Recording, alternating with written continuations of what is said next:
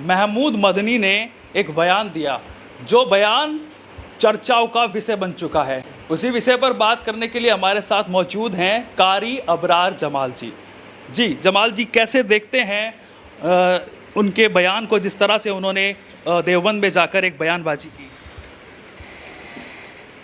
देखिए, मैं आपको बताऊं, चाहे मौलाना महमूद मदनी हो या ओवैसी जैसे लोग हों, ये लोग मुसलमानों के अंदर नफ़रत भरने की कोशिश कर रहे हैं और पुराने मुद्दों पुराने इशू को, चाहे वो बाबरी मस्जिद का मुद्दा हो या और मुद्दा हो, इन मुद्दों को उठा करके मुसलमानों के अंदर नफ़रत घोलने की कोशिश कर रहे हैं और देश में नफ़रत की राजनीति करनी सोच रहे हैं। मदनी ने यह भी कहा कि ये मुल्क हमारा है और जिसको हमारे मज़हब से परेशानी है वो यहाँ से चले जाएं। देखिए, ये मुल्क सबका है, न तेरा है न मेरा है, ये हिंदुस्तान सबका है। नहीं समझी अगर ये बात तो फिर नुकसान सबका है।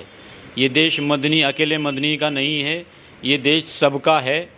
और मैं तो कहता हूँ कि सरकार को मौलाना महमूद मदनी जैसे लोगों को जेल में डाल देना चाहिए। इन लोगों की जांच होनी चाहिए। ये लोग विदेशी फंडिंग पर पल रहे हैं और इस तरह की चीज़ों को बढ़ावा दे रहे हैं। इन लोगों की जांच होनी चाहिए, चाहे वो मौलाना मदनी हो या ओवैसी हो। ये लोग मुसलमानों को महज तेज़पात के पत्ते की तरह इस्तेमाल कर रहे हैं और मुसलमानों को भड़का करके, बहला फिसला करके, ख़ास तौर पर भारतीय जनता पार्टी का डर दिखा करके अपनी रोटी सेकने का काम कर रहे हैं। उन्होंने बार बार कहा कि हमें पाकिस्तान जाने का मौका मिला था लेकिन हमने उसको नकार दिया था। तो ये अब बात क्या हो रही है? क्या मुस्लिमों को यहाँ अपना हक नहीं मिलेगा? बिल्कुल, मुसलमान भारतीय जनता पार्टी की सरकार में हिंदुस्तान में रहकर अपने आप को बहुत सुरक्षित महसूस कर रहा है। यहाँ आपको आज के हालात ऐसे हैं हिंदुस्तान के कि आज आपको एक मच्छर से तो डर लग सकता है, लेकिन आपको एक चोर या बदमाश डकैत से डर नहीं लग सकता। तो इन हालात में ये बात कहना कि मुसलमान डरा हुआ है, मुसलमान दब रहा है, शायद इससे बड़ी बेवकूफ़ी की बात कोई नहीं हो सकती। मदनी भावुक हो गए, कहने लगे हमारे ही अपने ही मुल्क में और हमें अजनबियों की तरह ट्रीट किया जा रहा है। ये मौलाना मदनी साहब के मगरमच्छ के आंसू हैं। उनको चाहिए कि इस तरह के ढोंग मरने से बिल्कुल गुरेज करना चाहिए उनको। मैं तो उनके लिए कहता हूँ कि हमारे चेहरे के दागों पर तंज ना कर, हमारे चेहरे के दागों पर तंज ना कर, हमारे पास भी है आईना दिखाएं क्या। न टीस है न कसक है न आह है दिल में, चली गई है हवेली से खादमाएँ क्या। तो क्या मौलाना मदनी को फुर्सत मिली है? आज तक तो मौलाना मदनी सरकार की तारीफ़ों के पुल बांधते आए हैं, लेकिन जैसे ही राज्यसभा का चुनाव नज़दीक आया, मुसलमान इतना बेवकूफ़ नहीं है। मुसलमान सारी चीज़ों को समझ रहा है, परख रहा है। और मुसलमानों के लिए अल्लाह रब्बुल इज़्ज़त ने साफ़ तौर पर कुरान के अंदर कहा है, कुंतुम खैर उम्मतिन उखरिजत लिन्नास तामुरून बिल मारूफ़ी व तनहौन अनिल मुनकर, कि ये उम्मत खैर उम्मत है।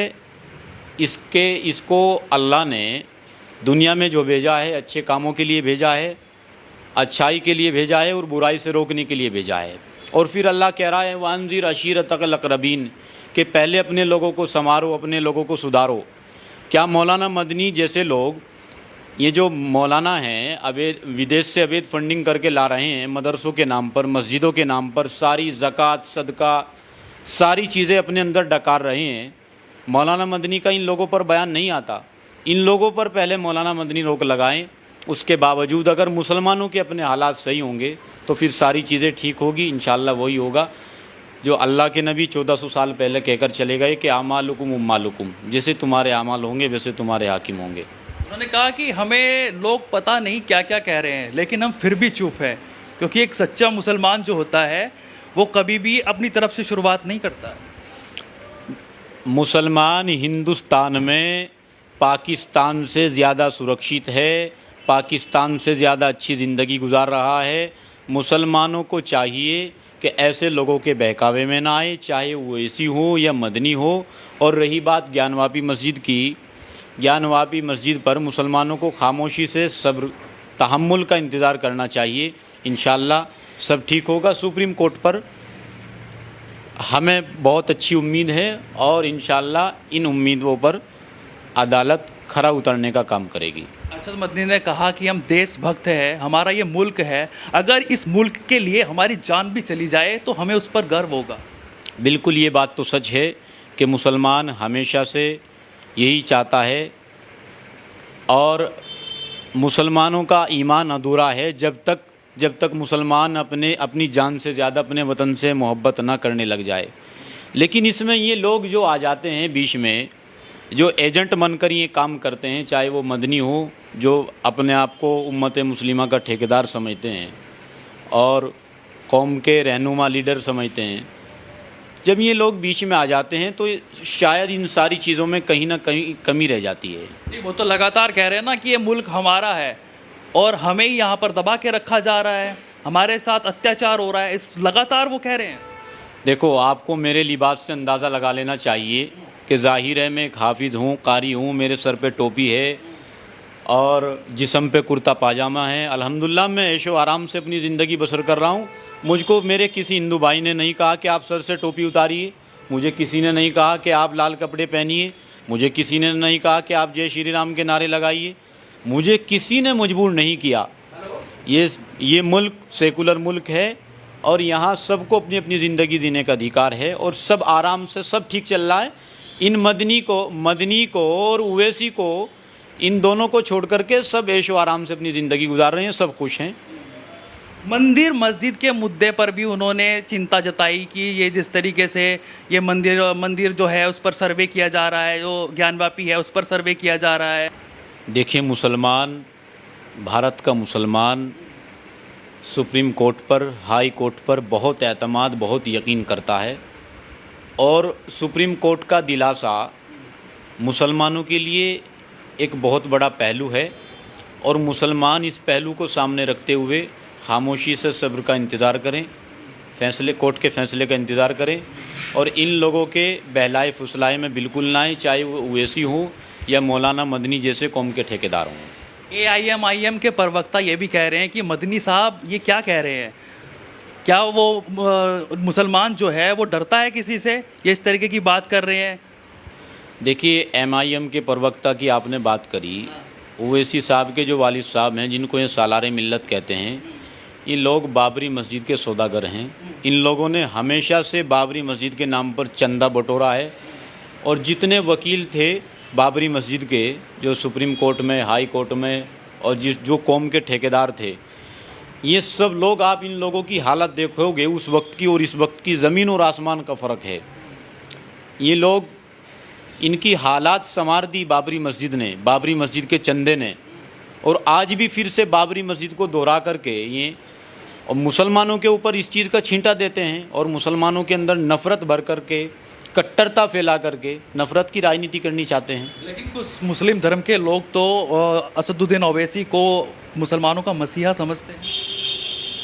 मुसलमान ओवैसी को किस नज़रिए से देखता है और कितना मसीहा समझता है, ये 2022 के चुनाव से आपको अंदाज़ा लग गया होगा। मुसलमानों को, ये मुसलमान, भारत का मुसलमान सेकुलर मुल्क में रह रहा है। यहाँ हमारा मसीहा जिस तरह मौलाना महमूद मदनी है और यहाँ का मुसलमान अपना मसीहा इस वक्त माननीय मुख्यमंत्री योगी आदित्यनाथ जी हो, उत्तर प्रदेश के मुख्यमंत्री के रूप में, या भारत के प्रधानमंत्री के रूप में माननीय प्रधानमंत्री नरेंद्र मोदी जी हो, इससे बेहतर मसीहा मुसलमानों के लिए क्या हो सकता है। आज मुसलमान अपनी ज़िंदगी ऐशो आराम से गुजार रहा है। पहले किसी की भैंस खुल गई, किसी का कटड़ा खुल गया, किसी का बछड़ा खुल गया, आज अपने आप को मुसलमान सुरक्षित महसूस कर रहा है। तो ये लगातार जिस तरीके से ये जमात हुई वहाँ पर देवबंद में 2 दिन की, उसको लेकर क्या, मतलब क्या मेंटेलिटी है इनकी, क्या कुछ करने की कोशिश हो रही है। ये लोग विपक्षी पार्टियों के पिट्ठू हैं और विपक्षी पार्टियों के सहारे पर एक बहुत बड़े एजेंडे के तहत काम कर रहे हैं। इनकी बहुत बड़ी पॉलिसी है मुसलमानों के अंदर नफ़रत फैलाकर देश में दंगा कराना। मैं तो सरकार से हाथ जोड़कर अपील करता हूं कि कृपया करके इन मदनी जैसे लोगों को, इनको जेल में डालें और इन पर ठोक से कार्रवाई करे ताकि इन लोगों को पता चले कि नफ़रत फैलाने का और नफ़रत घोलने का अंजाम क्या होता है। जितनी एजेंसियां हैं, एजेंसियां इनकी जांच करें तो तब पता चले कि विदेश से इनको फंडिंग होती है, जिसके सहारे पर, जिनके टुकड़ों पर पलकर ये लोग इस तरह की नफ़रत की राजनीति कर रहे हैं।